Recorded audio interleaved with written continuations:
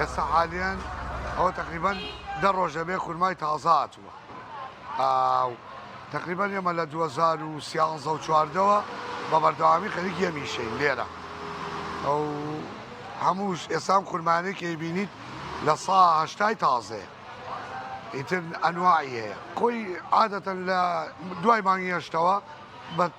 بالضبط لە دەی هەشتەوە بە تەواوەتی پێگا خورما بەزی هەموو منتیقەکان نا و هەموو نەوعەکانیش نا یعنی نەوعی هەیە تۆزێ درەنگترەکە ئێستا برێمی وشک ئەکەوێتە دوای مانگینەوە و بەڵام بەرحی ئەم تۆزێت تاخیرە بێت چێتە 25 مانگوانەوە بەڵامی تر نەوعەکانی تر بە زیاتر پێگایی منتیقەی کەربەلاوی منتیقەی بەسرە و ئەم شوێنانە لە 170 پێگا پلەی گەرما بەڵێ بە ڕۆژ دەولیە بوو بەڵام بە شەو لەوێش وەک ولای خۆمان جۆگەی فێنکتر بووە تاخیر بوو نەخێت بەعکسەوە ئەم ساڵ هەمویان ئەڵێ خورما تۆزێ درەنگتر پێگەیوە خورمایانی لە شەوە ئەڵێ گەرماکەی وەکو ڕۆژ نەبووە بەردەوامە بێ پلەی گەرما ینی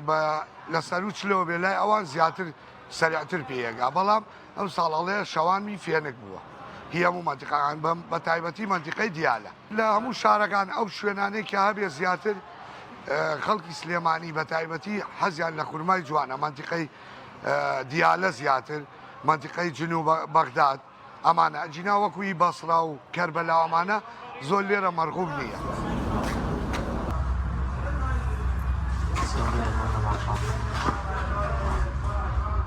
زیاتر خورمای ئەم خەڵکی سلێمانی زیاتر حەزیان لە خورمای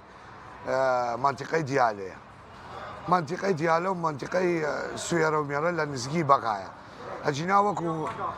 خورمای بەسرە و خورمای کەربەلا نەوەڵە یعنی لێرە زۆر مەرغوب نییە بەسراویەمانە زۆر فرۆشی نییە یعنی بە وێنەی ئێستا ئەم نەوعانەی کە لە بەردەستمانەیە ئەمە ژیانی لە ساکەی هەمووی خەڵکی سلێمانی حەزی لێ نیە و بەقاڵ حەزی لە بردننی نییە زیاتر کە سەرف ببێ لە سلێمانی 5-6 نەوعیانی زۆر سەریعە بە دایمی برێم هەیە ئەمە بە دایمی خەڵک ئێستا حەزی لێیەتی بەرحی بە هەمان شێوە گوێزی بە هەمان شێوە مەکتوم و مەکاوی ئەم نەوعانەی تریش زیاتر هەر بە تایبەتی ئەوانەش فرۆشێکیان هەیە بەس یانی زۆر نا بەڵام ئەو نەوعانەی کە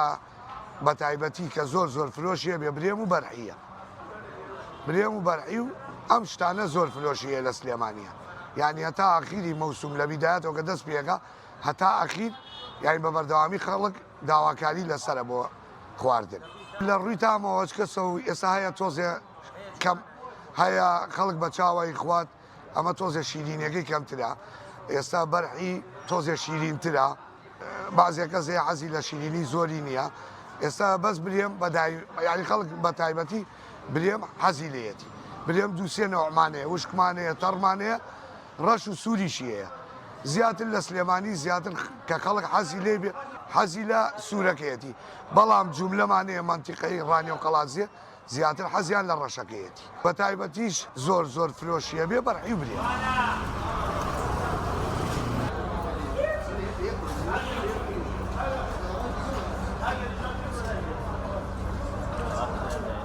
ئەمەی کە ئێستای بینیت هەرەمی ئەم ساڵە ئیتر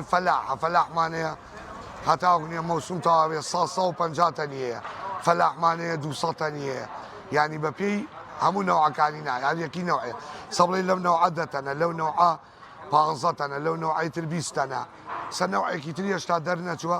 خۆمان پێڵین هێشوو خەرموشە بە هێشووەوەیە ئەوە تۆزێ سەرەکەی هەرزانترە کە پێ ئەگال لە 1000 دینارەوە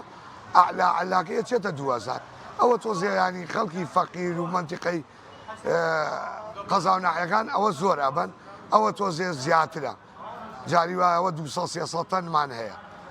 بەڵامی تر بە پێی ئەم شتانەی تر هەر فەلاحە و بە پێی نسبەی خۆی ئێستا حالیان ئەم کارتۆنە ئەوەیە تاریخی هەیە و ئەوەیە پاک و تەمیزترە لە سەلەکە ئەتوانیت ساڵانیان توانی هەرە و سەلێ بۆ 2-3 جار بەکار بێنن بەڵام ئێستام کارتۆنە تاریخی لەسرە اینجا گونێ هەمیشی ینی سعری کارتۆنەکان یەکێک فەرقیە لە 10 کیلۆییەوە هەتا 1 کیلۆیی هەر یەکە و فەرقیە لە ئێرانەی کڕین لە کەربەلای کڕین لە هەولێری ژەی کڕین ئێستا حالیان لە ئێران تۆزێ سعرەکەی هەرزانترە لە چاو هەولێرە. یعنی هەولێر کارتۆنێکی 10 کیلۆیی 1300 نارەکەی. ئیتر ئەوی تریشی بەپێی کیلۆگانی یعنی سعرەکەی فەرقەکە.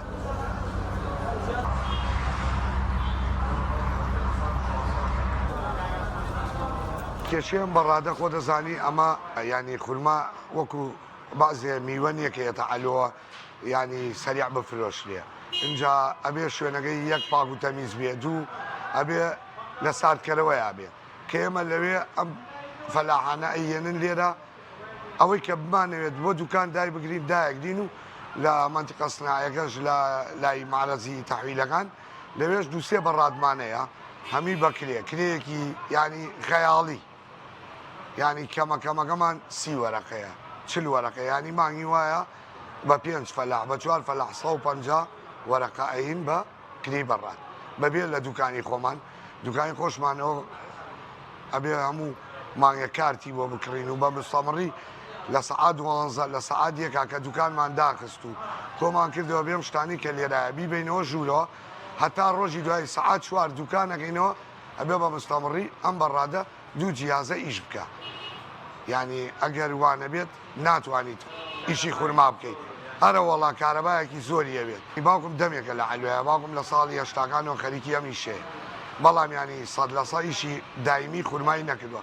بەڵام کە ئەلوە گوێزرایەوە هاتی نێرە لە 2012 تر بە مستەمڕی ئیشی خورماکەین. یعنی لە ئەلوە کۆنەکە باوکم بەقاڵ بوو هەر لە ئەلوەیە بووە بەڵام ئیشی خورمای ئاوای نەکردووە و ئەلوەی ئەو لاش ئەم ینی بەڕاد و شتەی تیان نەبووە ئەلوێ و لا بچووکتر بووە. ئیتر لێرە ئێستا ئیشەکە باشترە خورمایە یعنی تەحملی بەڕادەکە ناکات یا جاری وایە تۆ کێشەیەکی کە ئێستا خۆمە بەڵێ ئەم بەڕادە ئێمە پارەین 24 سەعاتیە بەڵام جاری وایە کێشەیەکی ئێستا لە هەفتەی پێشوا بوو شەو ڕۆژێک کارەبامان نەبوو ئەی مەجبوری یەکسەر ئەبێ ئیشێکی مۆلیدەیەکی بۆ داگیرسێنی یانی کارەباکە تۆ ئەبێ بڵێ ئەمە لێوەی نییە 100% بڵێ 24 سەعاتەکە یا جاری وایە عاتڵیەکە جاری وایە ئەمە عاتڵێکی خۆمانمانە بێ یعنی ئەم شتانە بەڵێ خورما خراببوو نییە